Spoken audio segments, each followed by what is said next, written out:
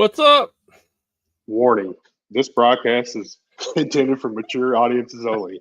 Rated NC-17 for graphic language. Oh, man. It's gonna be a fun one. We already have Nick on here. Oh, yeah, good. Nick commented before the show. I don't even know how you do that. Yeah. What's up, Josh? What up, Josh? Oh, yeah, man. it's gonna be a great one.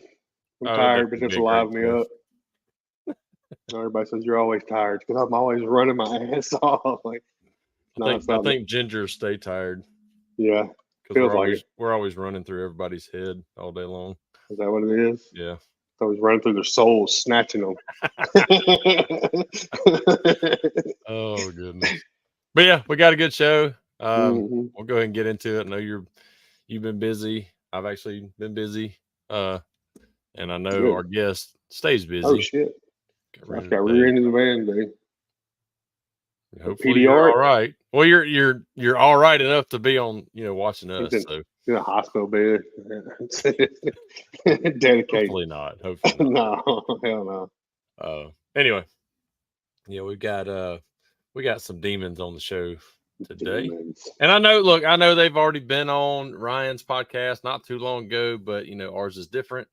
And we definitely, as Thomas said, he signed a non-compete. That shit cracked me up last week. Yeah. But anyway, y'all welcome Derrick and Grace to the show. What's up, guys? Hi. What's up, ginger fuckers? Get that ginger up. Yeah. Look, we already put it out there. It's for mature audiences. So I love it. Good. I messed it up. I had this long, cool thing in my head. I was going to say it. It just got all jumbled up. I was like, I'll say it one way or another. It's supposed to come out. Oh, goodness. So how y'all been? Good. Hanging in there. Another day, another dollar, another dent. How'd y'all fare with the hurricane? Oh, we're fine. I mean, I brought in my lawn furniture. It turns out I didn't even have to fucking do that. It went probably north of you guys, didn't it? Yeah. But y'all had tornadoes and stuff. Yeah, there was some areas like my other tech, JD Mazzarino. He had a big ass tornado go through his neighborhood. That shit was nuts. That fucked shit up. Oh, Josh, what's up, bro? We're drinking Clyde Mays Special Reserve right here. If anybody needs a good recommendation, give that a shot. Excellent. Out of where again? What's that? So where's it out of again? Oh, Alabama. There you go. Alabama whiskey. At least something good comes out of Alabama. Yeah. It is an excellent whiskey. Josh and I went over him, man. That's crazy. Yeah, there's definitely a lot of people got property got destroyed. There was 150 touchdowns of tornadoes through that. That's insane right there with a hurricane. So the most ever in Florida. They never had that many tornado warnings before. That's what caused a lot of the damage outside of the main part of the storm was all the tornadoes, especially even close to here. Like I said, about 40 minutes north where JD lives, it really tore shit up. It was pretty wild. Yeah, seeing that video that they recorded and all that's crazy, man. They got lucky. Oh, absolutely. Oh, and the day before JD and his wife Brittany had a new baby. Yeah. Shout out to them. Congratulations. Girl. Yeah. Beautiful. Finally got the girl. Yeah, finally. 4 freaking tries later. Jesus. I mean, you're going to saturate the debt market around here. According to people on Dentex only, Andy Frizella is going to do that now with his I don't know if y'all heard the podcast or whatever. TC Martindale, one of his guys, chimed in with a Q&A. Andy Frizella is like, by the way, paintless dent repair is good money. And I think Ian Lamb or somebody put it like, oh, great. Now we're going to get saturated with dent guys. I mean, it's been happening. So yeah, we're fine. I've been hearing that shit since I started. Whatever. Right. Yeah. They're not all good dent techs anyway. So no. Anyway. Yeah. There is some hacks. There are a lot of hacks. Oh, yeah. When you got started, let's get a little bit about your background. Of course, we know, but I don't know if everybody else out there does. Okay, so I got started completely on accident. I didn't even want to fix fucking dents. I was just looking for a job. I was a teenager, man. 18 years old. CarMax hired me to be a lot monkey for $8 an hour, parking cars and checking shit out and, just doing hourly work. And a spot opened up for dent repair. And my manager, again, I knew nothing about it. He just liked my work ethic and asked me if I'd be willing to go to school and learn the trade to make more money. And that's all I gave a shit about. I'm like, am I going to make more money than $8 an hour? It's like, you'll get paid like a mechanic, you'll flag hours and all that sort of good shit. And I was like, send me off, brother, send me off. And I did good. It was supposed to be a 5 weeks training. They sent me back after 4 because I was doing pretty well. I was ahead of everybody else in the class. Again, when you're 18, you're a sponge. You soak that shit up quick. So learned it quickly, and they sent me back. They told me they wanted me to just get started practicing on cars, and the rest is history. Here I am. Nice. Yeah. About your background, Grace, where'd you come from? Well, I recently retired about a year and a half ago. I'm a 27-year veteran of Miami-Dade Police Department. I was a police officer. Specifically, I worked Marine Patrol. I'm also a licensed boat captain. So if you would have told me that this was going to be my career path 10 years ago, I would have never believed you. But now my whole world is dents. The Dent Demon. And now I'm running a dent shop. That's awesome. It's quite That's the change. awesome. And thank you for your service, of course. Yes, absolutely. Thank you. That's just, certified that's badass. Yeah. Oh yeah, she wears the pants around here, buddy. I could imagine. We know. Don't come with an attitude in her shop. Oh, She throws me out of the shop. She's like, Looking at me wrong. well, I wish I could have more of an attitude, but I'm like the reviews, oh, Yeah, it's hard. Yeah. Yeah, but when you tell somebody to burn in their car, I mean, it's a great talking point. So Well, yeah. You're telling me, I was like, I gotta watch my mouth, and this guy's telling people to burn in their car. I mean, that's legendary. I love it. I'm still waiting for you to put that shirt out, by the way. I know I had it printed off here somewhere, but I would like it as graphic as possible. yeah. Just a corpse burnt in the car. Yes, Put all these yes. clicks to his Yeah. back in the too. Yeah. This is what you get if you screw me over out of money. Oh goodness. Okay, so you went after CarMax. I'm assuming you went to Dent Wizard. Almost. My manager, the one that thought I would be good for the dent repair at CarMax, he ended up taking a position with AutoNation. And then he invited me, you still make an hourly amount, working like a mechanic, you just flag your hours. And he said he'd pay me $4 more an hour to leave CarMax and come work for him at AutoNation. So at the time it was called Marooney, though, it was years ago. So I went over there and worked for him again and underneath the Marooney label. And I did that for a few years before I decided to go off on my own for a little bit. And it was actually the AutoNation's manager's ideas. They're like, hey, we don't really know how to handle what you're doing. You just go out on your own. We'll hire you as a vendor and pay you that way. Well, that was in 2005. And at that year, we got hit with a couple nasty hurricanes. And that stuff just, I had nothing to do for several months. We got hit with back-to-back hurricanes that summer. So that wasn't working out. And then I saw Dent Wizard had an opening. So I applied with them and they hired me right away. And they were actually short on tech. So I hit the ground running with Dent Wizard back in 2005. So when you started with CarMax doing it, did you just train yourself? I mean, I know you said you went off to training, but did they just train you in PDR or did they train you in like everything? They offered everything, but I was there specifically for PDR. Okay. The training is absolute dog shit. And don't worry, Toby, I'll let her speak. That's how we feel, ladies and gentlemen. Yeah, calm down, church lady. So yeah, they offered everything, but I was there specifically for PDR, and it was not good training. It was dog shit training. The guy that was doing the class was actually a retired interior guy who was in his 70s. Nice guy, but he basically just showed you videos and said, get on the hood. You know what I mean? Yeah. But luckily for me, I actually had a dent wizard in the class who was trying to get out of his no compete. And he kind of took me under his wing and showed me some stuff. And, like I said, being 18 years old and I was really good with my hands, I was able to take off with it, especially having that added help of a former dent wizard in the class who knew a lot more than our retired interior tech trainer. Yeah. Yeah. So I feel like I got lucky. That's awesome, though. Yeah. So the dent wizard guy, I'm curious about that. Do you think in doing the training that was all it would take to get him out of his non-compete? I mean, I think they were trying to lessen the blow at the very least. Amanda. Oh, hey, Amanda. At the very least, try She's to. been sending me dirty texts right before she jumped on. That's why I looked down. I'm like, the That's why we love her. She's also foul mouth. Dang, Amanda. Hey, call her ass out. Yeah. So yeah, a lot of people try to get out of their no competes by getting retrained. You know? Mm-hmm. So yeah, I'd heard that before. I didn't know how well that worked. I mean, apparently, I guess it does something legally because I've heard of it several times. Mm-hmm. So, man, I plead the fifth. The fifth.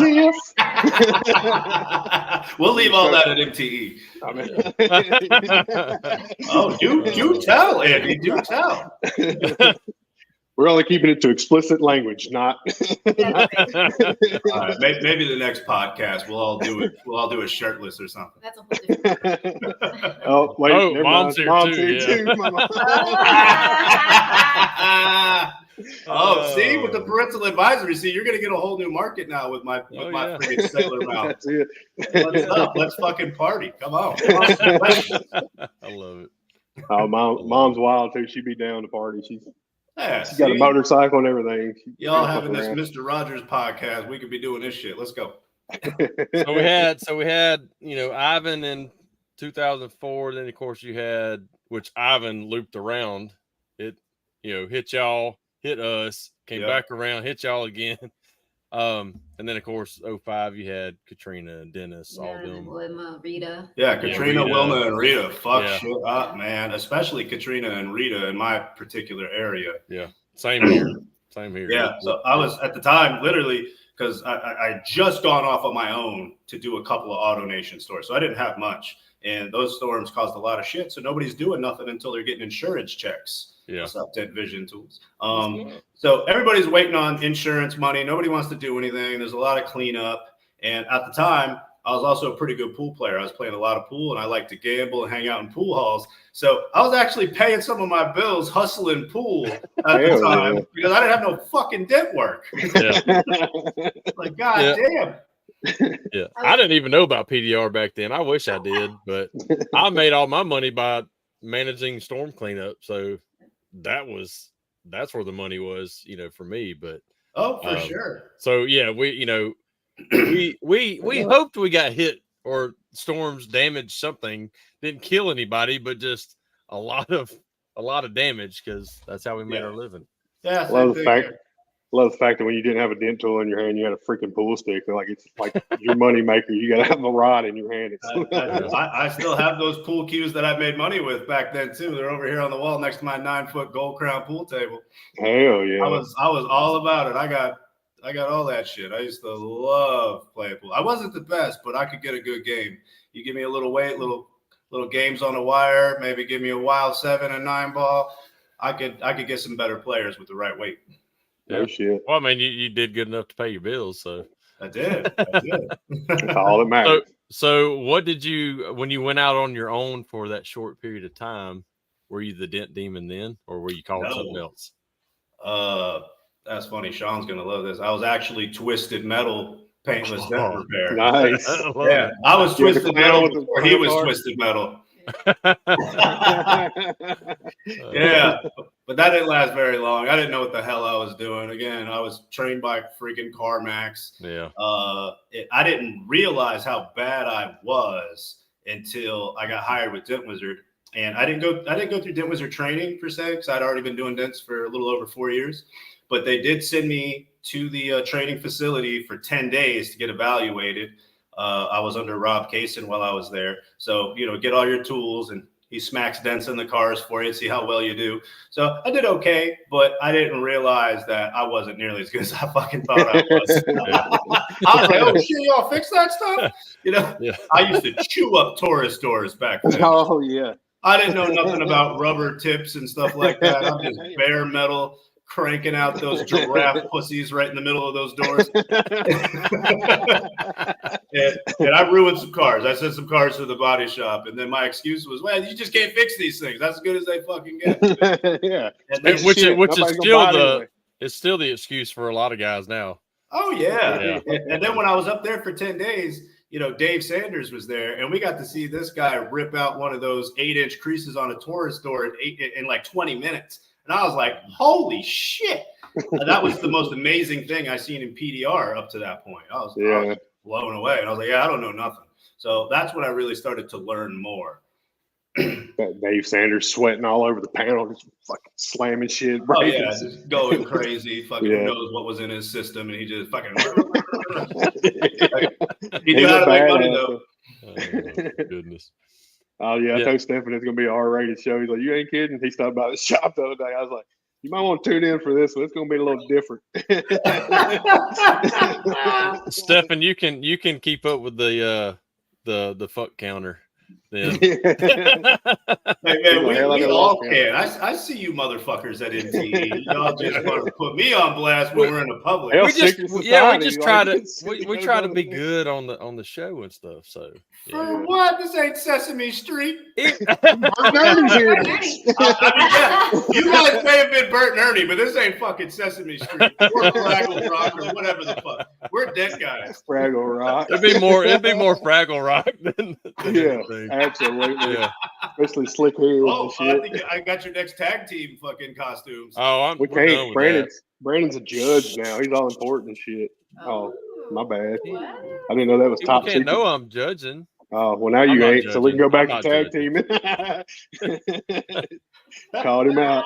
He's not. I want to see some blackface costumes. Let's go. Oh God, Tad's been dying to freaking do it. Yeah. I'm like, what are you want? Yeah.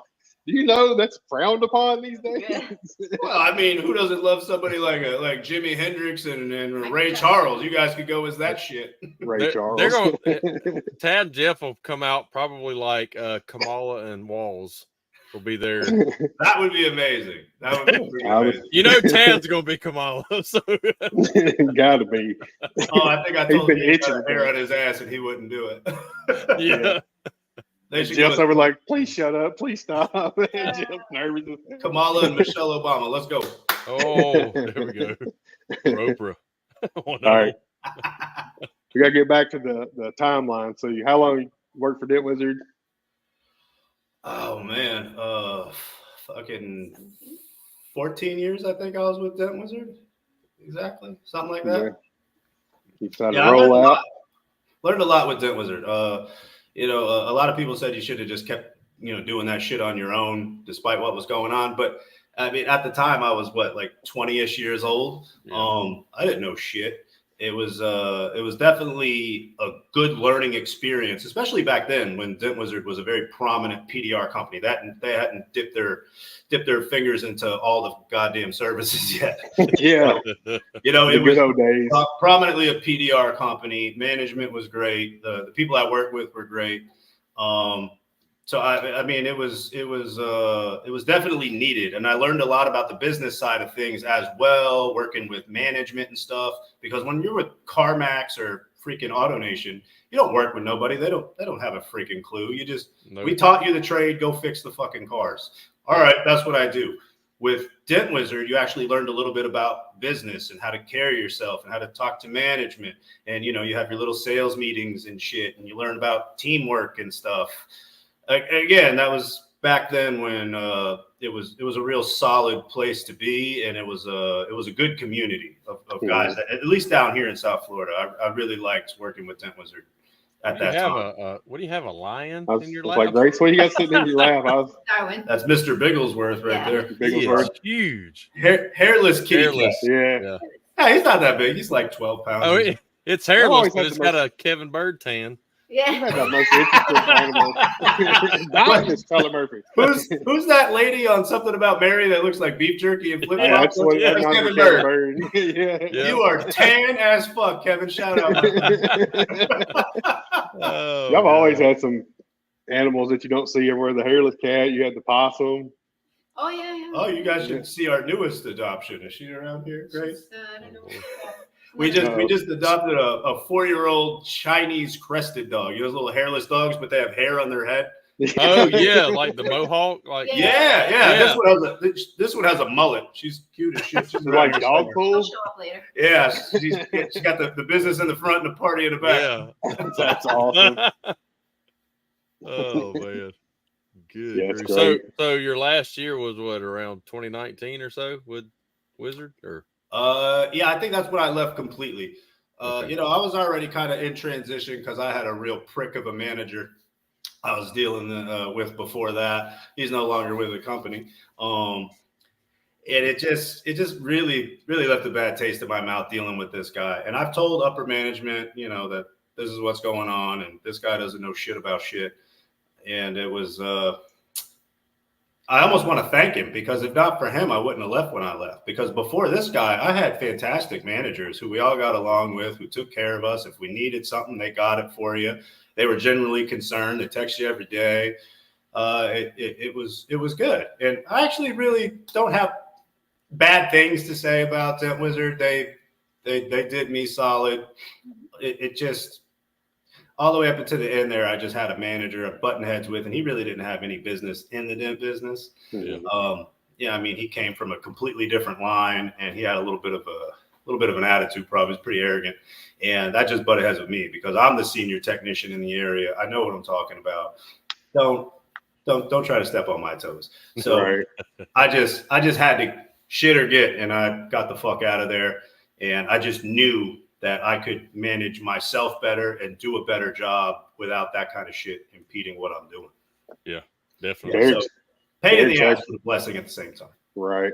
Derrick's one of the first techs that taught me to know my worth as far as pricing and stuff. And that Dent Wizard training class at MTE, Mr. 250. Like, oh, you done fucked up, AA Ron.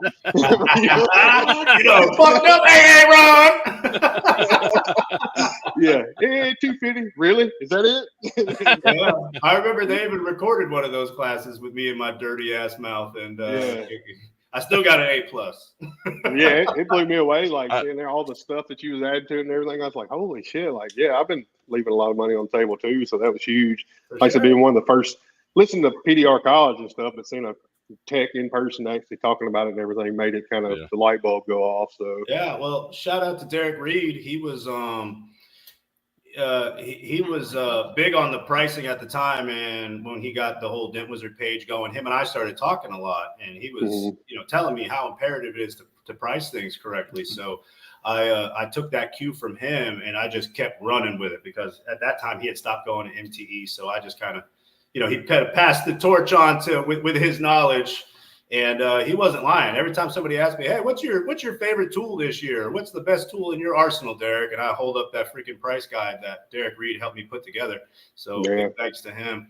And you do really got to stand up for yourself and get what you're worth. You know, I get so sick and tired of hearing people, well, everybody in my area, this, that, and the other thing. Well, you know, time to set the tone yourself then. Yeah, right. Exactly. And I still say overall, like people say that crap, but you shouldn't be comparing yourself to other dent guys. You should be comparing yourself to the body shop and stuff. Like, they're going to get way more than that to repair this thing, and it's going to look like shit. Like, why not get what you deserve, make it look? Why can't right? I get that much? Yeah, exactly. You just got to sell yourself and do a great freaking job, and you shouldn't have really any problems. I mean, the people that are out there kicking tires, they're always going to be out there kicking tires looking for the best price. And I tell everybody, no matter how cheap you are, there's somebody cheaper until you're doing fucking charity work. And that ain't good for nobody.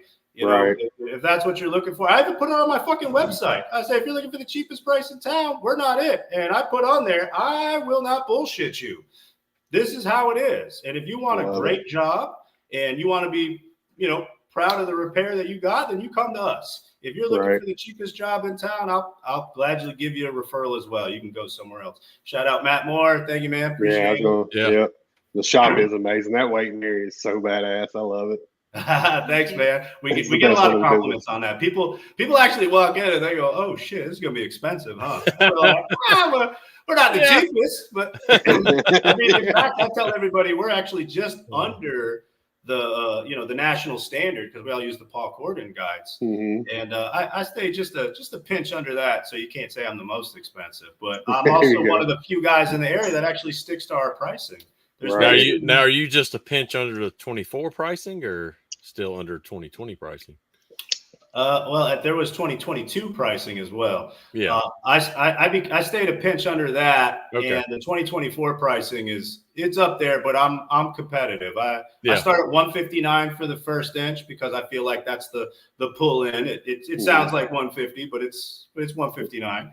Yeah. And then I'm $60 each additional inch. Now I started doing that before the 2024 pricing. So after a couple inches, I was more expensive than the Paul Corden price guide. Yeah. Just by design. And then once he put that out, I was like, ooh, that's that one's getting pretty stiff. So we're still sticking with the price guide, but we'll adjust as needed as we go. I mean, you can always mess with those toggles on those percentages as you need. Absolutely. Yeah. You can make it say whatever you need it to say to have, get paid what you need to for the job. For sure, because a lot of the times, it's going to come in high if you add all those factors. But there's certain jobs that I know no one else in the area is going to be able to fix, and I know it's a bigger motherfucker than my price guide is telling me. So I'll start moving those percentages on up. 50% for aluminum. All right, well maybe 75 on this one. I mean, we are dealing with a Lambo hood body line. And then I add my 100% markup for exotic, things like that. I mean, you just manipulate it as needed per job, per damage. Just like any other dents as well, you could bring that on down. Maybe instead of 50% for aluminum, this is only a dime size on a typical smaller Land Rover. Let's bring it down to 25% and help out the customer and give them a fair deal, because I know it's not that big. It's not that hard. Yeah, add all the dents up, make them one. There's ways to do it. One thing I do need to start doing is when I know for sure that I'm 100% glue pulling, I want to go up, unless it's something just real small. But when it's a bigger dent and I know I'm 100%, there's no sense that I should only get 25% more. Right. It should be 100%. And I know there's several out there doing it. I haven't even done it, and I started thinking about that the other day. I'm like, I need to start doing that. No, you need to. I did that on a Silverado rail. These guys, they go into these security gates, and that shit just starts putting chops all down your freaking roof rail of a brand new Silverado. I'm not doing that for a 25% upcharge. I'm going to be on this thing for a day and a half, glue pulling the shit out of this. Yeah. So toggle that sucker up. Same goes for insurance. I mean, with hell jobs, I mean, we're 100% glue pulling that rail. Yeah. That's why now I just write it up as conventional. I make sure I get the money I need. John Yeager just texted. I tried to watch when my kids are in the room. See, we got kids to watch. Oh, you're good. What up, Ron? What's up, Ron? I was trying to touch back to Preston. He said they wanted $300 for one they had, and ended up scheduling $1,500. So it's all about it and how you sell it. So you gotta be good with people and kind of make it make sense to them too, to be able to charge that. You can't just go, here it is. You got to sell yourself, your confidence in the product that you're going to put out. Because I mean, ultimately, if somebody wants to work with you, they're going to work with you. I've noticed, even when I started earlier on, if I told somebody I fixed their dent for $50, they thought that was freaking crazy. So why not start at 150, 175, 200? I mean, the person that's going to think it's crazy is going to think it's crazy. And the people that want to work with you are going to work with you. You just got to be confident, sell yourself, and let your work speak for itself as well. Right. That's exactly Dent Vision saying he's making want to change his price has been needing to go up, and now just steady business always worries me. You can't let it worry you. Like Derrick was saying, you're going to have those, what we call them nachos. Like, they're just not your customer. Like, you can't worry about those. Yeah. You're going to make up for those on the good customers. Yeah, no, 100%. And I tell people, I'm glad you give your referral to somebody who's cheaper. I'm not going to tell you what kind of quality they're going to give you. I can guarantee my quality, but if price is your biggest concern, I understand. I'll send you to this guy. Or if I can work with him, hey, you got a lease return? I know that doesn't need to be perfect. Let's work something out. Let's keep you here as a customer. Yeah. And then when maybe they do have a car that they really care about, they're going to come back in and let you hit them with the heavier price because they want it perfect. Yeah, so absolutely. You got to be flexible as well. But I do and I know you do too. Like, I want to show them how much it's going to cost. Yeah. For a 100% repair. Oh yeah, and then they're like, all day. Yeah. Well, I don't. It ain't got to be perfect. It's a lease rental. It's whatever. Okay. Well, look, rule of thumb is I can get 80% of it out and 20% of my time on there. So, look, I can take 20% off this, 80%. Boom. Here's your price. Yeah, Grace does that all day. She's gotten so good with those estimates, and I actually stole a little bit of that from you. Your rapid repair, as you call it. Yeah. I freaking love that. I got that from Toledo. So yeah, Toledo. It works great. Okay. See, this is what happens when we all work together, man. Rising tides raise all ships. So it's good that information goes around. So you got it from Toledo, and I got it from you. It's fantastic. So I tell people, or Grace actually, for the most part, because she runs the shop. I'm still running around the dealerships. But when she's in the shop, she'll offer them a rapid repair. If they say, hey, this is just something I got to turn back in. I just need it, to where the dealership's not going to charge me or whatever the case may be. Okay, well, then we got an option for you. Yeah. Right. Cold glue can pop it out real quick, and then boom, that's it. Don't make no videos on that shit. No, we're very strict on that. We're not going to show those. We're not going to show the out there with a spatula under the hood. Don't you fucking put that out there. When I see text do that, I'm like, what are you doing? Jesus Christ. Get out slam the Audi door and that big glue dent pops out and shit. Yeah, you might as well get out that big old rubber black dildo and start popping. Then everybody's got our secrets. Oh, yeah. You talking about Grace being in the shop. Grace, how much of an adjustment was that going from being a police officer to being in the shop and doing estimates and all that? Well, I mean, I guess it was a little easier for me to make the transition because the automotive industry being very male dominant is not too much different than the police department. So with that said, it was an easy transition dealing with people. I've already been dealing with people, customer service as a police officer for so many years. So I know how to interact with people and deal with it. Now doing the estimates, I was lucky to have a lot of knowledge from going with Derrick every year to MTE. So, and I really paid attention, I didn't go to the park or I didn't just go hang out. I went and I looked at all the tools. I watched, how the repairs were done. I really tried to learn and I just paid attention because it was always in the plan that if I retired or when I retired, not if, but when I retired, I would help them maybe with billing or something. I didn't expect to be taking over a shop and running it. So I'm glad I paid attention. So it was a little easier, but at the same time, it's hard for me because I'm not a technician.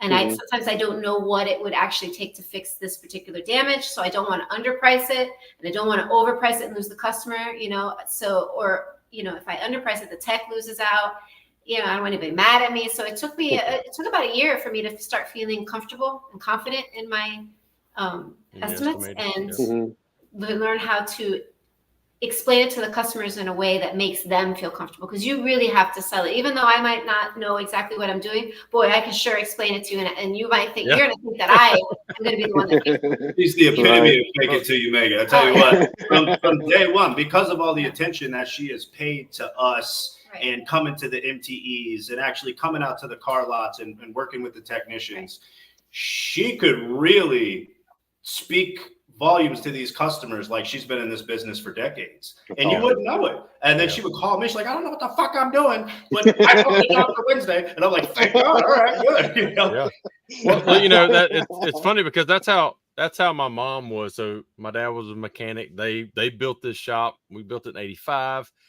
He's the mechanic. She was the office manager.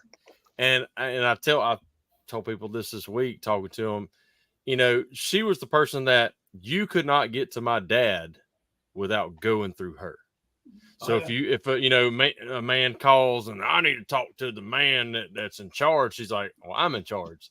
No, I need to talk with the guy that does the repairs. She's like, you tell me your issue and I can probably diagnose it on the phone just because she can't physically fix it, but she's been around it so long that she could tell them, Grace is doing that just about every freaking week. Somebody calls and wants to talk to me or one of the other technicians, and she's like, "Well, you got me, and I'm going to help you." That's how Mandy is too. They're comfortable after. She has gotten us more 5-star reviews than everybody.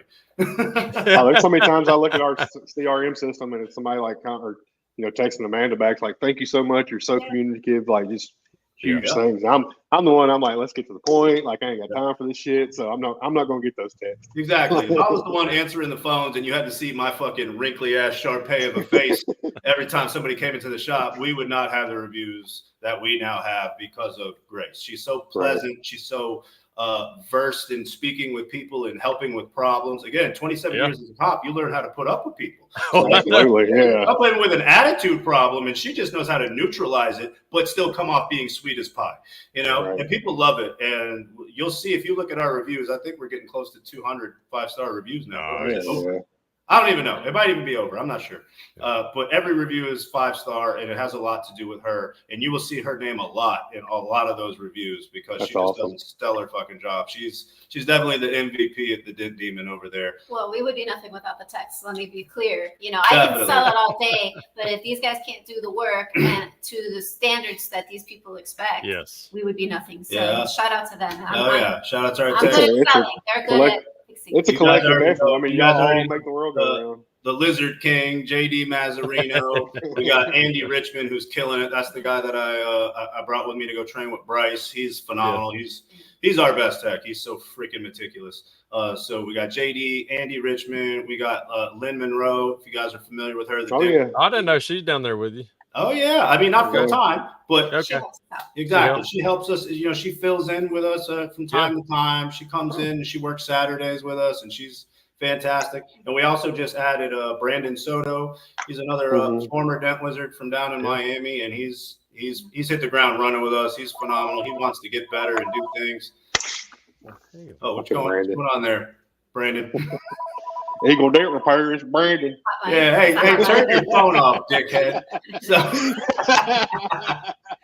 So yeah, we got Brandon Soto from Miami too, and he's just killing it, man, because he was banging his head on the ceiling over there at Dent Wizard. He couldn't, get any better or do any phenomenal repairs because they're just doing all those fucking bundle jobs and stuff down there.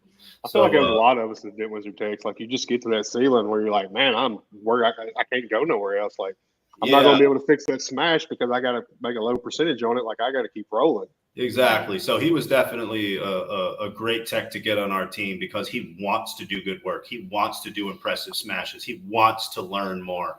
And our team is the spot to be at if you want to be that kind of a technician. And he's stepped up and he's fit right in with all the guys. Him, Andy, JD, Lynn, everybody's doing a killer job over in our shop. Yeah. I love seeing you have such a huge team that is like a great team like that. That's awesome.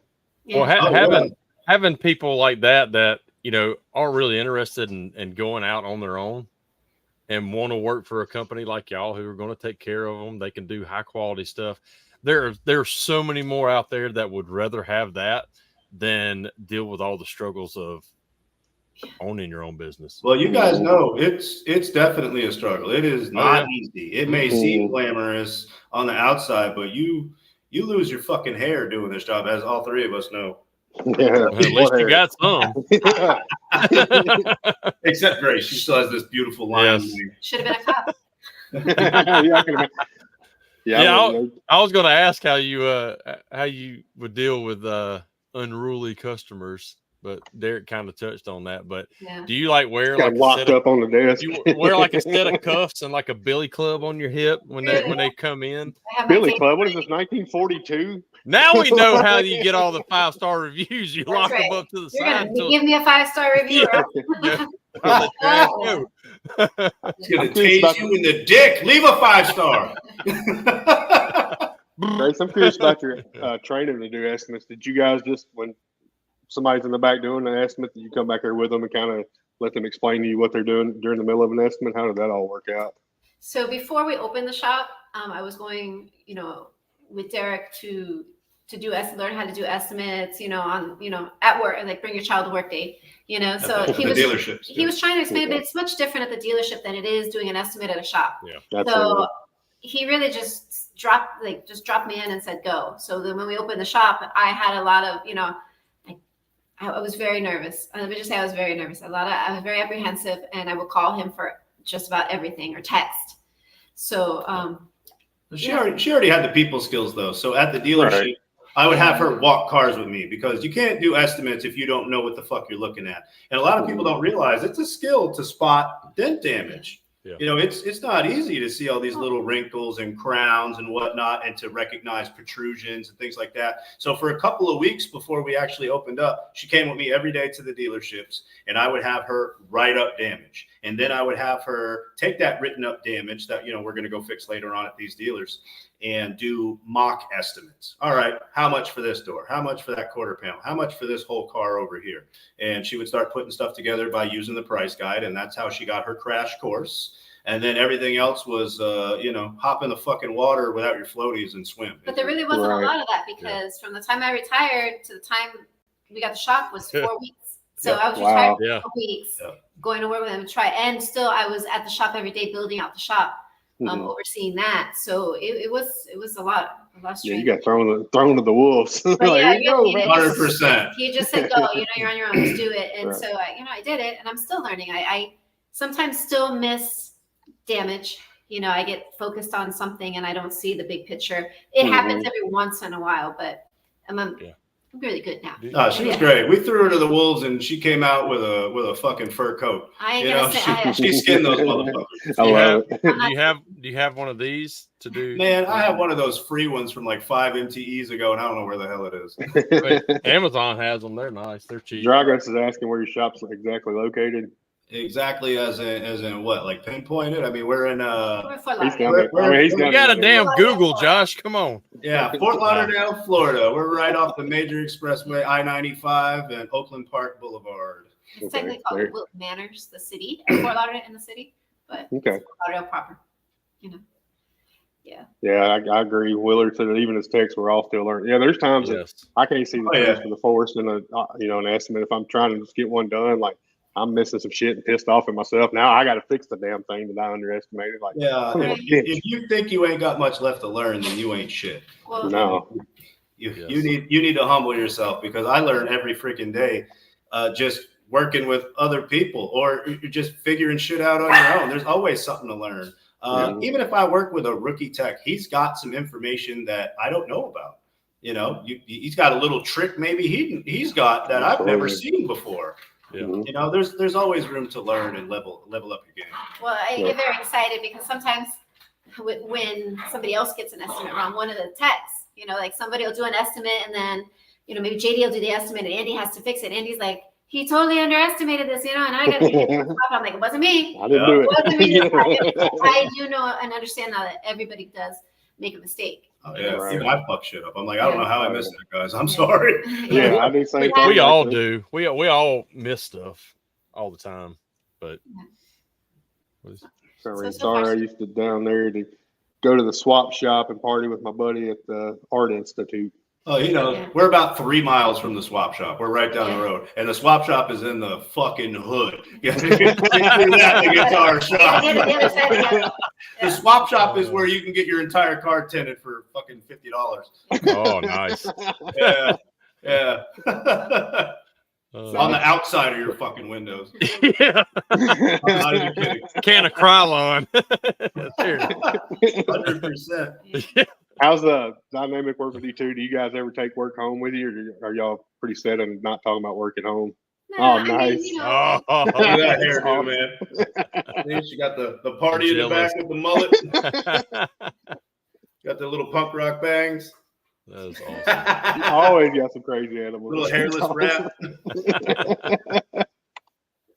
So Derrick basically runs the wholesale side of business. So he's always out at the dealerships or on the lots, wherever he needs to be, coordinating repairs, dealing with POs, all that. And I stay at the shop and I run the shop. So although we don't see each other all day, we're in communication a lot. So we rarely talk. Maybe for the first, 15, 20 minutes of the day. How was your day? How did it end up? This is what we got going on tomorrow, because we have to talk and coordinate because we are a small company. So we got to make sure we can rotate our guys around accordingly. But other than that, that's it, So we do what we got to do in the daytime and separate ourselves from that in the evening. I was asking because when Amanda agreed to come work here with me, her rule was, okay, I'll come work for you, but we don't talk about business after business hour. All right, cool. Guess who breaks that rule every damn night? Not this guy. Hey, sometimes there's nothing else to fucking talk about, man. Yeah, when you eat, sleep, and breathe this shit, it really is. This is life. So yeah. Yeah, exactly. Yeah, no, I told him I would help and work with him, but we couldn't work together. Like all day. I don't want to work with you all day and live with you all day. I need separation. Right. Yeah. What the hell would we talk about over dinner if I was just with you for the last 9 months? Yeah. See, man, me and Amanda work here at the shop together, but I'm mostly in the back and she's up front, so we're still not like right up against each other all day. So that helps out a lot too. That's good. Yeah. But I mean, we, now we kind of bond over the business, and so it's totally different. So whereas he would ask me questions about my previous job, and it was learning, and oh wow, that's exciting. Now it's, how can we make things work and make it better for ourselves? We know you care, Amanda. She does. She's hyper. Like I'll be there about to go to sleep. She's like, "Hey, what about this one? Did they get sent in?" I'm like, "Yeah." I'm out. No, she's great. Labor of love. Yeah. It's not. A lot of people say they can't work with their wives, but it's great when you can. Like you make a dynamic team. I feel like so because you're all on the same. You're both striving for the same thing. Y'all got all the bills to pay together. You got to make that shit work. So For sure, it's a common interest, and I wouldn't be able to do this without her. With having the shop and everything, and knowing that she was going to retire, and said, "Hey, I'm willing to help run the shop." I was like, "Okay." So I started looking for a location because otherwise I wouldn't be able to manage the dealerships with the workload that I had. Because up until I started getting techs with me, I did everything by myself. I was doing big major dealerships all on my own. I had a giant Ford account. I had a freaking giant Mercedes account, a giant BMW account. I got a freaking Audi account. And on top of that, everything that comes in between. So all these people calling me all the time. I was working at least 6 days a week, just doing it all on my own. So when JD said he was having the issues he was having and needed somewhere to go with the whole COVID thing, I brought him on board immediately to start helping me out. And then it really allowed me to have a little extra time to focus on the business aspect of things. So I don't always have to be pulling my hair out and pushing metal 100% of the day. Now I can actually sit back and be like, all right, what can we do to make this business better and grow? Work on the business, not for it more. Exactly. As Matt Moore says, shout out to Matt Moore again. Great freaking advice that he's had. So yeah, that's kind of the, I even say that all the time. I'm taking the Matt Moore route. I don't want to keep pushing on cars all day. Although I do. Except now I just kind of get in where I fit in, if you know what I mean. Right. Yeah.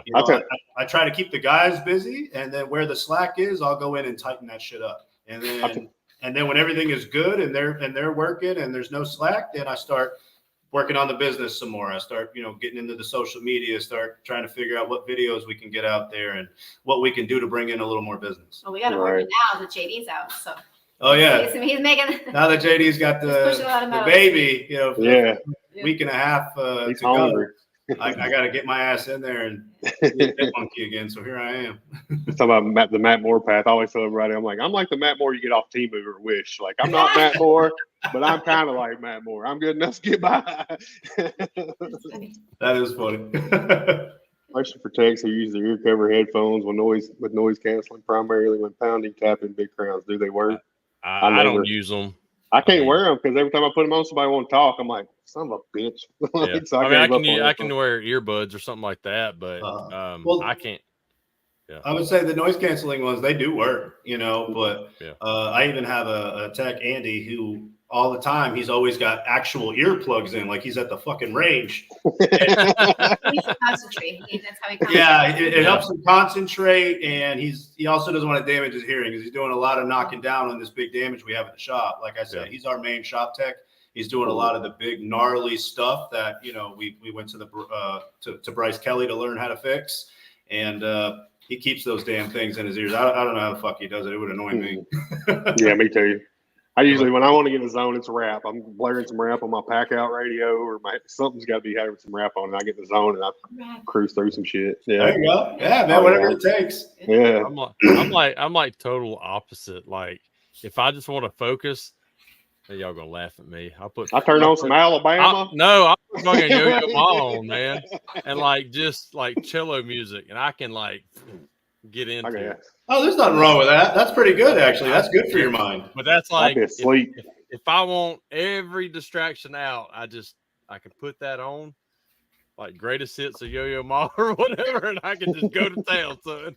Everybody's got their own thing. I put on some real heavy fucking metal shit that I lift weights to. Stuff that'll make your ears bleed if you're not paying attention. I listen to it all, but if I just want to block everything out, like have no singing, no nothing, just need something to focus, that's what I put in. I can't do it. Not 3-6 Mafia. Yeah, Project Pat, son. You got a lot of stuff you're gonna learn today. Whatever gets you moving, man. Whatever puts you in the groove to get all that fucking work done. But as far as like this, I tried having these on before, but trying to have your head up against the panel, nope. I'm out of it. So Brandon pops in that JoJo Siwa and rides out. Hey, I do have a dancer, baby. I don't even know what that is. JoJo Siwa. Jesus Christ. I don't listen to Brandon said he's a pastor. So we made it 50 minutes in the show and ain't even got into what y'all do outside of PDR. We have talked about PDR for 50 minutes very easily. Well, isn't this a PDR show? Kinda with a twist. We got to be different than everybody else. Yeah, no family cursing, show, apparently. Derek. Yeah. Well, what you want to know? what do y'all like to do outside of the Dent world? Where y'all what's some things y'all like to do together? Well, not much because we're so fucking busy. They were tired at the end of the damn day. Life's changed a little bit in the last year and a half. Sure, but I would say we really enjoy like a really nice dinner at like a nice high-end steakhouse. And be served, get some nice appetizers and really hang out for a few hours, get a few drinks and really enjoy your evening and your meal and each other's conversation. And we'll talk about Dent shit, obviously, because what else were we doing all day? Exactly. Yeah. Treat yourself. We go bowling or, Yeah, pool, bowling. I got a 9-foot gold crown pool table here in the house. I'm also into, like cars and stuff like that. So I really enjoy that stuff. Go hit up some car shows and go in the Dent Demon shirt and pass out some business cards and shit like that. Yeah. What We're kind of cars do you currently have? Yeah, we're also big fans of going open housing on Sundays. Like, let's go look at some fucking $3 million houses we can't afford and act like we can. Kind of like wedding crashers, but like open house crashers. That's awesome. Exactly. I love it. We do it to get ideas for like our house and stuff, and that's a good time. We'll go have brunch and then go hit some cool open houses. It's kind of fun. I've never thought about doing that shit. Bro, it's fun, man. We don't have fucking $3 million houses here. Go shit in a fancy ass bathroom. 30,000 Section 8. Yeah, we'll go see them. Come on. Oh, we got that shit too. I know. Yeah, but it is fun. You get up on Sunday morning, you sleep in a little bit, and then we'll go have brunch. We'll have mimosas and decent little meal and everything. Yeah. And then we'll go check out some cool open houses and seriously talk like we might buy this son of a bitch. You like dress up like Not even. I'll actually wear my Dent Demon shit. We're business owners, and here's a car. We'll fix your fucking Rolls Royce, you piece of shit. Well, it started because we really wanted to buy another house, and then the housing market went crazy. So we went to a lot of open houses, and now we just roll with it. We're like, fuck it. Yeah. Mom said she's down to go drunk open houses. And yes, Phyllis. We have several. We do the bottomless mimosa brunch, and then we go to these open houses like fucking bosses. James said Sunday morning, you mean after church? Yeah, church of the fucking demon, buddy. I'm skipping church and drinking whiskey, baby. He was asking if Grace has got a good police story to tell. You'll have to catch me at MT. I'll get you some good police Hell yeah. I mean, they all run together for me, and it's just like another day or routine situation where, he's like, that's not normal. That's not routine. I'm like, oh, I didn't know that was interesting. No, fucking bloated dead bodies out of the water. And she says it like no big deal. Like I said, eating breakfast. Yeah, exactly. Talking about some bloated dead body they had to pluck out of the bay. And I'm like, that's fucking disgusting. Well, at least she didn't say, well, we used to just pop them and watch them sing. Mom said Grace should wear a wolf fur coat. So when, how did the Dent Demon name come about? Since you went from Twisted Metal to the Wiz, it's just kind of brainstorming, and I'm also big into tattoos, as you can see. Mm-hmm. And there's an artist, Coop, who does a lot of these exaggerated devil cartoonish tattoos, and I've always liked that stuff. And when I was brainstorming for names, for whatever reason, I try to picture a logo when I write down a name for a business. And it was originally Dent Devil, but that was already kind of taken. And you have the Dirt Devil vacuums, and I don't know. I went through a whole bunch of things, but I felt like a little cartoonish devil was just real gimmicky and marketable and fun because I'm, as you guys all know, I'm a non-religious guy. I don't give a shit what you do or believe in. Have fun with it. So for me, it was just a fun gimmick, and the Dent Demon, with those double D's in there, just rolled off the tongue nice, and I instantly thought of that little Coop Devil. And I was like, man, that'd be a fun little logo to have. And instantly also that popped in my mind that was marketable is, we could be the Dent Demon. We're hell on dents. I love it. To hell with dents. Whatever the fuck. Send your dents to hell with the Dent Demon. Yeah, so that's what it is. So every now and again, I'll get somebody that's like, "Oh my God, are you guys into that shit?" No. Like, write a letter to the vacuum company before you give me shit. So. Lady said, "Hi, Grace. It's 90% of this." Yeah, what's up, Jeremy? So as you can see with my logo, a lot of people like it. You don't have to be into the devil to enjoy this shit. It was just a fun, gimmicky name. It rolled off the tongue good. I thought it sounded nice, and I thought it would be a good marketable. Well, name. and it kind of looks like you, without the horns. But well, I mean, like the hair, the earrings. The earrings. True. I actually had my artist. If you guys want to check out some really cool hand-drawn artwork, his name is Fricks84 on Instagram, FRIKS 84. He's badass with this sort of stuff. This is all his design. And I just told him what I wanted. I told him the Coop Devil, but I want, your twist on it, and I want it to kind of be like me. I got the little white earrings and my hair is going to shit, but it's slicked back a little bit. So I got green eyes, so he gave him green eyes. He did everything I wanted. And it worked out perfect. I mean, he nailed it on the first go. And I'm like, that's the freaking logo, man. I love it. It's not like everybody else. Because think about it. Almost everybody in the car business, they usually do some silhouette of a fucking car and a dent tool in the background or some shit. I couldn't have that. I needed to stand out a little bit. I got dent tools in my shit. You do. Think about, like, the general public don't know what the fuck those things are. Right. Yeah. Man, I'm with Amanda. The devil's in the detail sign in the waiting room or whatever. Oh, it's bad. Oh, you like that? Yeah, her and I were brainstorming over like a cool saying we could put a neon on the wall that people would come in and want to take pictures in front of, and then they could hashtag us on Instagram. So that was the thought there. And then her and I were just like, the devil in the details. And she's like, oh shit. She's like, that's it. That's the one. Yeah. That's perfect. The devil's in the details. And I love that saying, actually. So it worked out perfect for the Dent Demon because we are very detail oriented, and people love it. They do love to do exactly what I thought. It's just crazy how you have this idea and it just comes to life and it works out almost perfectly. Because there's people in there that are like, oh my God, I got to get a picture in front of your sign. I'm like, yes, please do. Hashtag us. That's awesome. Y'all got an awesome waiting room, and and those shops. Yeah, the whole shop's awesome. I love the colors because I love the green and black. But well, I love your shop too because you're also into the green and black. Mine ain't nothing. I may have a good logo, but mine don't look like y'all's. I still have a long ways to go. Well, you guys should come on down sometime, a little vacation or something. Come check out the shop and hang out, man. We'll take you guys to some nice steakhouses. Have a good time. That's on my to-do list. Like, I want to.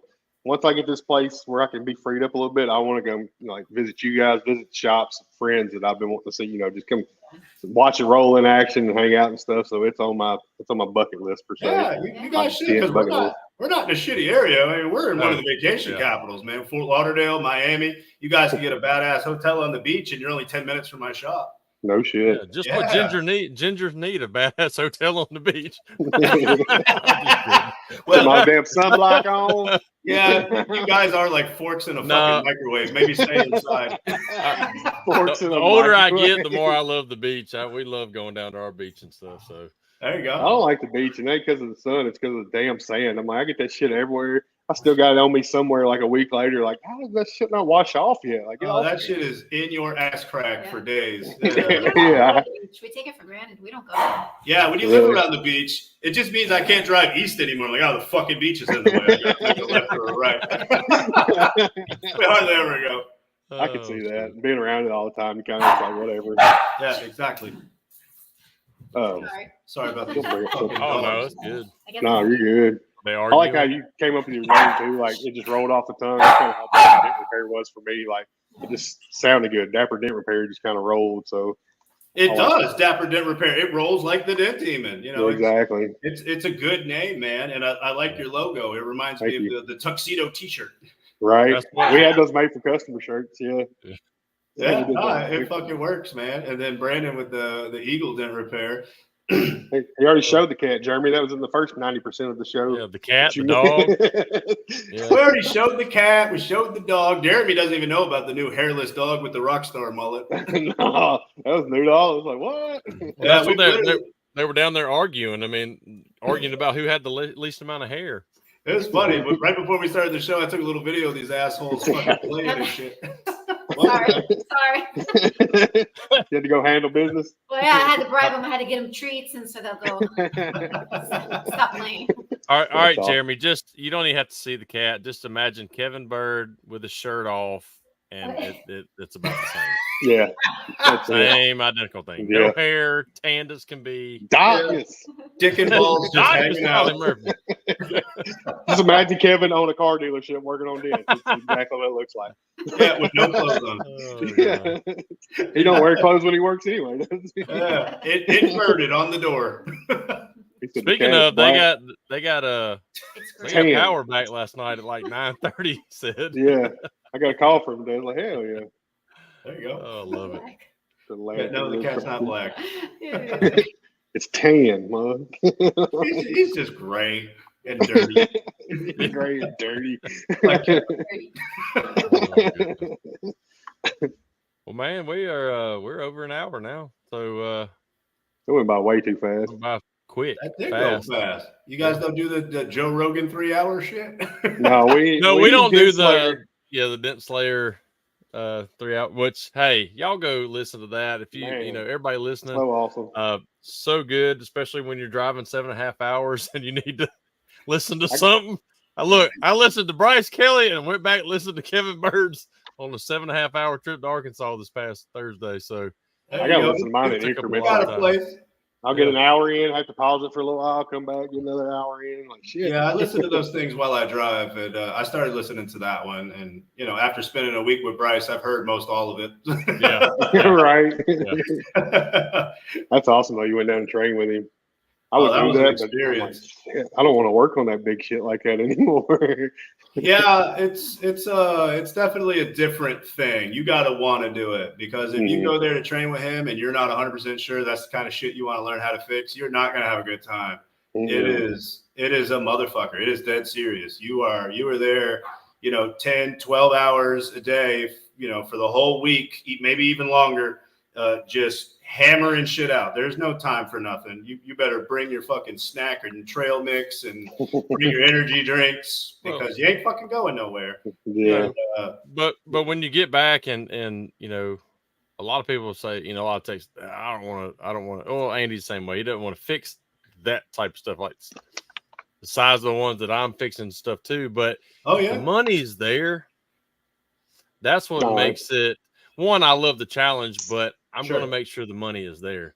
Yeah, it's got to be the money, and you've got to enjoy the challenge. Another big thing for me with that shit is if something leaves my shop and gets fixed at another fucking shop that somebody turned down, heads are going to fucking roll. I'm going to break my foot off in your fucking ass if I didn't know about this. So I definitely make sure that we're the shop that other dent guys refer their stuff to because we have the equipment and we have the skills. And we do have a lot of dent guys in our area that say that, they got no ego. Hey, listen, this is a little beyond us, but go check out the Dent Demon. They got the right tools and they got the guys with the skill sets. And we appreciate that. And I actually like having that reputation and seeing it grow. And a lot of that is possible because of going to train with Bryce Kelly.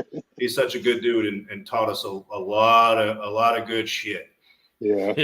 And don't get me wrong, I still work on the big shit and should probably go to Bryce Kelly's training for that. But like I said, you give me that or some easy shit I can run through real quick, I'm picking easy every time. I'm like you, I'm not going to turn something down that I know can be repaired. Like I ain't got that in me. Look, everybody wants the easy shit. I mean, I do too, but I'm not going to turn down something that I know is repairable and just take like that last bedside I did. you know, and I went and visited, I'm not going to say who I visited this weekend, 2 different dent companies. And I was like, hey, how much would you charge for this? And they're like, oh, you know, probably around $1,500, so $1,800. I'm like, I'm full replacement. I was at 36 something. That's after the 10% discount. So I was over $4,000 on this bedside.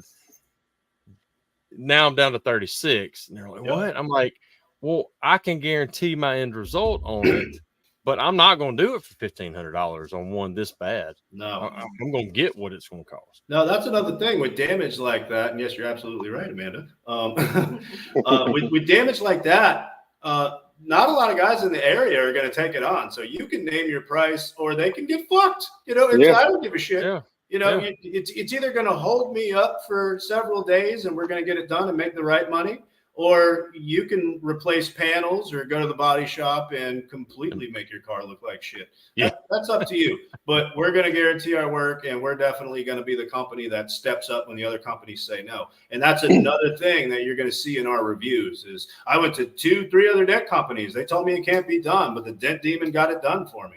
That's and awesome. I love to see that. And I love that I have techs that are capable enough to get this stuff done and put us on the map for other customers. I love it when they say, you know, well, the body shop said it cannot be done by paintless. Oh, yeah. Hold my beer. Yeah. Hold my beer. Here we go. Yeah, exactly. Hold my fucking whiskey, asshole. Watch this.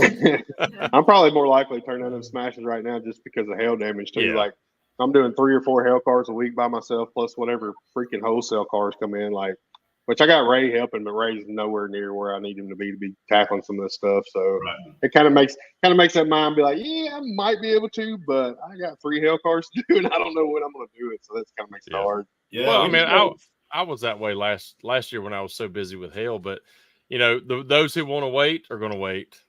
Mm-hmm. You know, to fix it. For sure. And like Andy said, it's good having a shop because now you can have you know, some of these wholesale accounts send you things like hail damage and whatnot, and you can take your time with it and bring in some extra money. We just picked up a new Avis budget account, and the first few cars they gave us were all hail damage. It was like, good Lord, you know, but the money's there. We'll take care of that too. Right. Especially it helped us get in CCC now. We got that, you know, their software and everything with insurance. That helps a lot. You know, I always forget that. I need to call you on a couple of those because we keep using DentOps. Call Amanda. Look, I'm calling you, Amanda. That's my newest challenge now is, you know, now, okay, I've gotten down the estimating thing, but now I was dealing with insurance because now with the shop, we're getting obviously insurance claims, big smashes, stuff like that. And she's been doing great with that shit. So, I don't deal with that at all. I mean, she's now the insurance queen. It's a whole different world, and obviously we don't have CCC. So now I'm trying to understand how a PDR estimate gets converted into a CCC, you know, estimate to a conventional repair, and you know how to get replacement costs minus 5%. You know, when it goes off major. I'm learning all of this stuff, but because I'm calling like Dent Ops, like Ryan and Noah, and I'm asking, you know, hey, listen, please be patient with me. You know, I really need to learn. You know, I have questions, and I just don't like to have an insurance adjuster come to me and say, well, why is it, why do you have this on here? And I'm like, I don't know, you know, like, I know. Here you go. You know, I want to be able to explain it. And I for sure want to understand what's going on, especially when it comes to insurance. I don't want to mess with anything. And, you know, it's been difficult, you know, for me to learn that. I had no idea. But we're getting there. We also use Keith Cosentino's service with Claim Connection and Tammy Mashburn. Yeah. She's full of knowledge. She's actually way more personal, and she'll answer the phone and she'll explain things to you. So shout out to Keith Cosentino and Tammy Mashburn for their service. They're great people to call and help you with that stuff. I've heard everybody's been really, really helpful. You know, I have to say many things too. That's why this industry is amazing. Yeah. So many people are willing to help. Like, it's great. Yeah, Amanda with CCC, of course, Ray knew how to work coming from the body shop, but Amanda finally got him sit down with her one day. He's like, I need to learn how to work this, and now she's on it. Like, she can get that shit done. And she's a bulldog with insurance. Like, I don't even mess with them. She handles that shit. Really? Like, that's good. Amanda, I'll be calling you. Yeah, I'll deal with it either. I'm gonna stay at the dealerships where I know what the fuck I'm talking about. Right. And once, like, when you get in there, luckily the rep that came and kind of went over it with me, he spent some time with me, and like 2 of the biggest things is reading what's called the H notes and stuff. When you're going in there, it tells you. So if you're going to R&I or replace a roof or whatever a hood, you read the notes, tells you everything that's got to be R&I'd or what's included. I'm talking about you can get very involved in, like, so when you send it to like DenOps and they do a full scrub on it and they got every little nut and bolt, that's how they find all that out. And once you know where to look on that, oh, man, you can write it up like crazy. Thanks, man. Yeah, man. So you can call her anytime. Yep. Like Thank you you. And I will. I mean, I'm going to have plenty of questions. And you guys have been helpful in the past for us, so thank you to that. All of you, Brandon, you, I mean, so many other people, David White, Matt Moore, Mike Toledo, everybody's very helpful in this industry. Absolutely. Like I said, that's what's so great. And hell, I wouldn't know how to, you know, like I said at the beginning of the show, you're the one taught me how to know my worth with Price and Dent's one of the first ones. So it's actually like a full circle. I get to pass back any help I can. It ain't much for me. It'll be Amanda helping you, but Absolutely, man. If anybody ever needs help, you know, you guys should all know you can call me if you think maybe I have some answers that you're looking for, or maybe just want a different point of view. I'm happy to help anybody that wants it. I mean, even my competitors in my area, I give everybody copies of my fucking price guide and tell them what I'm doing, because nothing pisses me off more than when I give like a $600 price on something, and one of these competitors of mine says, you know, 150 or 200 bucks. I'm like, what the fuck? So I want to make friends with these guys. I don't want to make enemies out of them. So I'll go actually visit and talk with them, and, you know, let them know how I do things, and let them know that they can be doing better for themselves as well. So get us all on the same page. Really helps. Yep. Yeah, Derrick comes off as a hard ass, y'all, but he really is a big old sweetheart. He's more than willing to help. So you know it, baby. Grace, you see what you get with Grace. She's a sweetheart, and she acts like a sweetheart. Right? Yeah. Willard said it. He said if you ever need help for that rare hailstorm, he'd love to help. Yeah, we don't get that many hailstorms down here, but when we have hail damage, it's somebody that traveled obviously somewhere, or somebody that went to the auction and thought they were getting a great deal on this hail car. I one of those things. And they're like, oh my gosh. Yeah, but you do never know. We get some of these South Florida fucking thunderstorms that turn up, and they are worse than some of these bullshit hurricanes that come through for a very short period of time. And they will drop some hail on some localized areas, and we'll get some of that stuff. And that's what's crazy about all them tornadoes or whatever the other day with that hurricane, like no hail damage reports anywhere. Oh, that was wild. It was too hot anyway. So yeah, that's true. It was hot as shit. But yeah, those tornadoes were fucking crazy. We'll probably get done with our hailstorm about the time it hails again, and I'm gonna be crying. I'm like, son of a bitch. I'm ready for another one here because it's been slow as shit this year. Bring your ass to Dixon. I done told you guys. I know. You know, I've had people tell me, why are you opening a retail shop down there? Y'all don't even get any hail. I'm like, well, I know it's definitely a lucrative thing if you have hail in your area to have a shop, but you can do pretty good year round, just pumping out those retails and bringing in the bigger jobs from those wholesale dealer accounts and rental accounts. It's not bad, but yeah, hail can definitely help, but we get the bills paid and we make some money. Hail is the icing on top of the cake. That's that extra, as far as a retail shop like me, it's not based on the hail. Same with Andy, same with y'all. It's based on actual. I didn't build this shop for hail. Like that's not what it's here for. Yeah, no, me either. I built a shop so we have a nice, comfortable, reputable place for everybody to bring their cars to, because a lot of people, they don't want some stranger coming to their house, especially a single woman. They're maybe not comfortable with that. They would rather come to a shop and hang out in a nice waiting room, or leave it for the day, or whatever it may be. And especially a lot of these high-end customers where they have their driver bring over their Bentley or Rolls Royce, and they don't want you at their house either. And then insurance companies take you much more seriously when you have a location. Absolutely. Yep. Big time. And rain or shine, you can do a repair. Right. So, well, having that wow factor of like the shops with the waiting rooms really nice and clean. Like people get a conception, they go into any kind of repair shop, it's gonna be dingy, nasty, just from what they've seen. They walk in and see that wow factor, that'll sell itself a lot of times. Man, any new customer that walks in our shop literally says wow. They go, oh shit. They're like, this is the nicest automotive shop I've ever friggin' been in. And it's not a big place, and it's not that fancy. It's just, it's clean. It's cool. It's clean. It's trendy. It's got, design that's a little out there. We're bold with our designs and our colors, and we want it to stand out but be comfortable at the same time. And that's another thing where Grace steps in. She's the one that keeps the shop clean. She did a lot of the design with the shop and the things that we wanted there for she would feel comfortable if she was a customer. So we got the snacks, the drinks. We even got a freaking bar. Would you like to sit down and have a whiskey while you wait? Go ahead. Yeah. We got you. We got full bar. Awesome. We got beer. We got wine. We got everything. Awesome. We got the TV on. You can watch whatever the hell you want, and we got free Wi-Fi. Hang out on our porno freaking green velvet couch. Everybody loves that couch, man. Yeah. Don't bring the black light. Well, I'll tell you what, Grace would not allow anything to glow on that couch. It is squeaky clean. That's awesome. As Amanda, I mean, it takes a woman's touch. Amanda designed our front office and stuff, and we get so many compliments on it and shit. So that's huge. Yeah, we get a lot of that. Good job, And Amanda. absolutely, man. And you'd be surprised at how many people actually in the reviews mention how good our shop smells because she's got these freaking Glade plugins fucking everywhere. I found one scent, and everybody seems to love that scent. Yeah. So I buy it in like bulk because it's like a seasonal thing, and everybody has to comment about it. Huh. So I'm No like, all right, shit. let's stick with that. If that's what they remember, because when you have a certain scent, you remember things. So Yeah. So I guess we have Associated with the Dent Demon. our own demonic scent. Yeah. We must have that German scent in here because this fucking dog behind me. Yeah. Oh man. Amanda said, "Bring on the hell. We're finding our groove." You know that's cool and all. Somebody got to fix this shit. Daddy's tired. Well, Daddy needs to get another technician or two. Yeah, I'm trying. Like I said, I got Ray.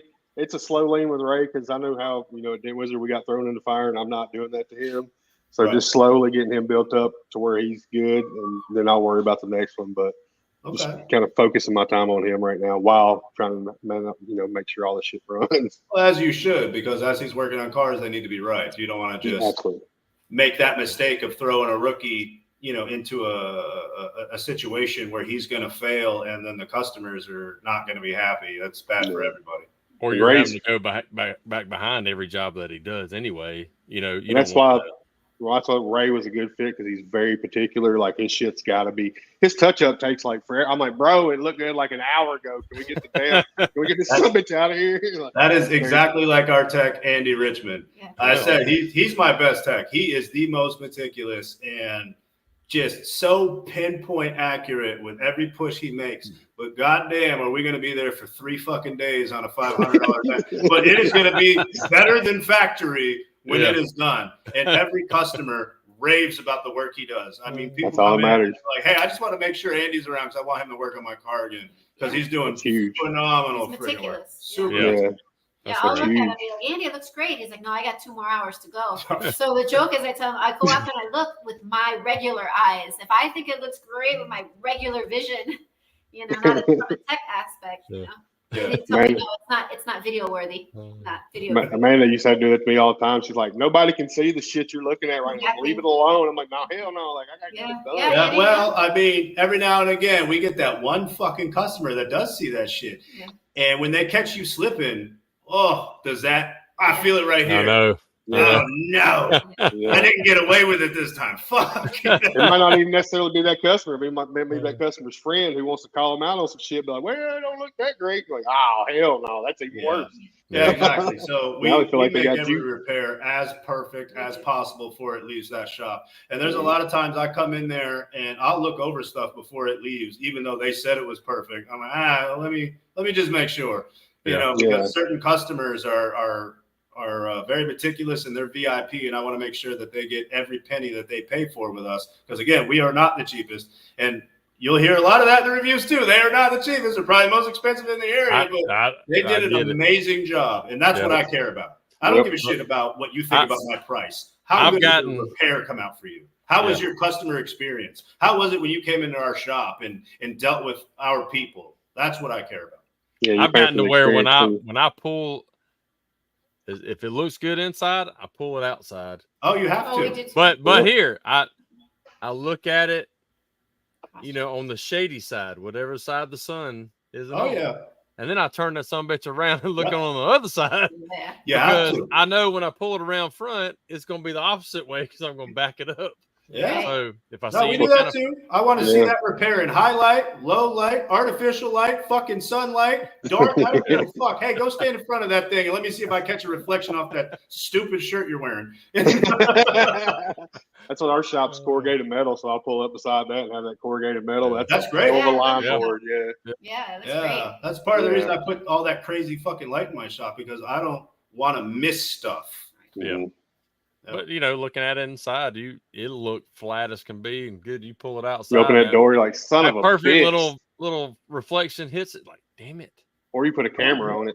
Especially from like 20 yards away when you're walking towards it and it's parked. Oh, motherfucker, look at that wave. It's a wave you cannot detect within 5 feet of that fucking repair. But when it is parked over there and you look at, son of a bitch, and you got to bring it back in and get your biggest light and put that thing 10 feet behind the fucking tail light and get back to work. With a 20-foot blending hammer, stretch the fuck out. Yeah, exactly. You better tie 3 blending hammers together and get that fucking going. That is frustrating as hell. Yeah, 100%. Well, it was a great show, guys. It was. I loved it. I thought so. I really appreciate you guys having us on, even with my dirty fucking mouth. How many clicks are we on right now? I don't know. You have to ask Jeremy. Was it like 7? It wasn't as bad as Ryan's. I can tell you that. No, I was like, Ginger Brothers are gonna have us on. Yeah. Ryan, who's the Ryan that curses more than me? We've been wanting to have. Yeah, we've been wanting to have you on. We just, finally I told Brandon, I was like, it's time to pull the trigger, man. We got to get this story out. Well, thank you. Yeah, I appreciate it. It was funny though. He's like, hey man, we want to have you on. Could you just keep the fucks down? And I was like, absolutely not. Y'all either want the demon on or you don't.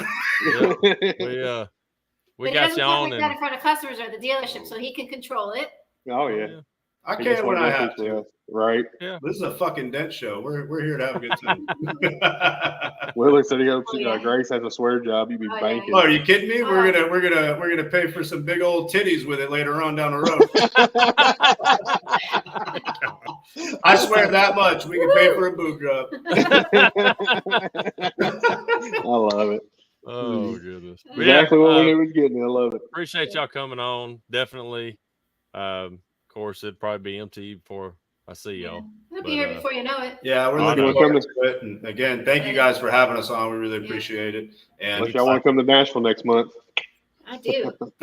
Nashville's great, man. I need to get up that way for sure. We got our Toy Drive Tech meetup next month on the 16th, so that's good reason. Be a lot of techs in town.